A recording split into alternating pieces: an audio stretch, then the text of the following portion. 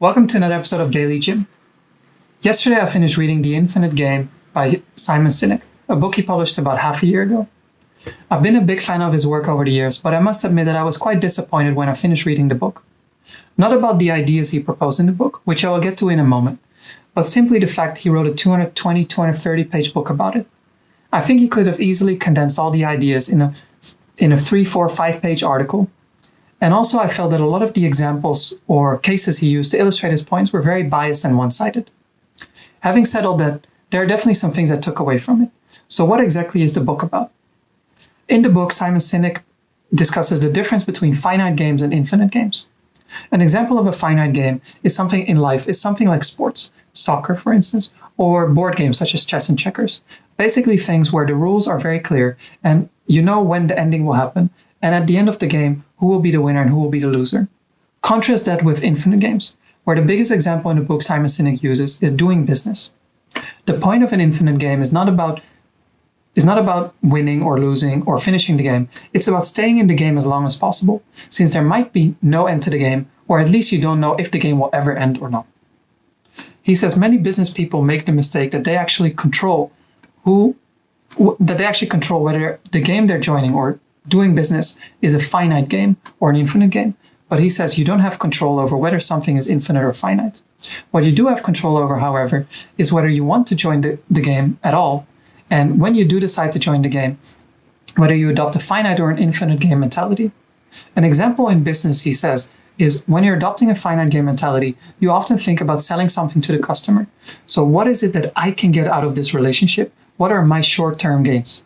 Contrast that with an infinite game mentality, where he says you would think about what is it that the consumer would want to buy. As you can see, the beneficiary in this transaction is very different depending on the mindset you adopt. Because in the infinite game mindset, you will think about what is it that the recipient needs and how can I meet that need? And then the value will mainly be for that person. Then in order to make this infinite game mentality work in an organization, he says you need a just cause. A just cause is basically an idealistic vision, an image you have of what the world should look like. But it goes beyond that.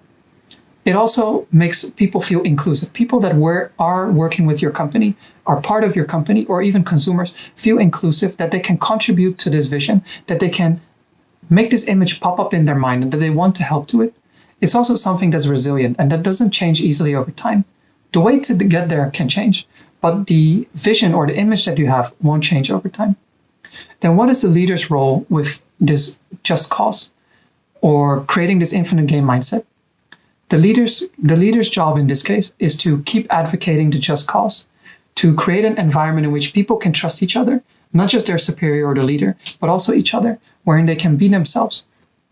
Creating an environment in which is service-oriented, and then in which the leader also protects the resources that the company has.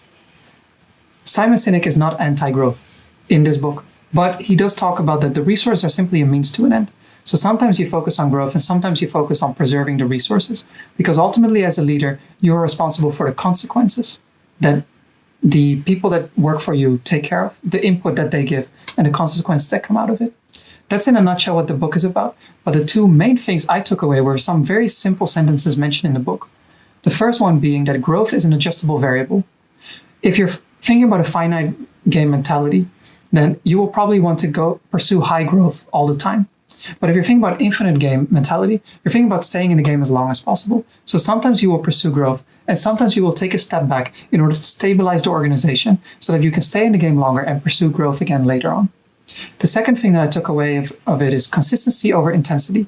As a finite game mentality, you will think about moving as fast as possible, doing as many things as possible, but you might slip up and make mistakes at the same time, which can cause your downfall.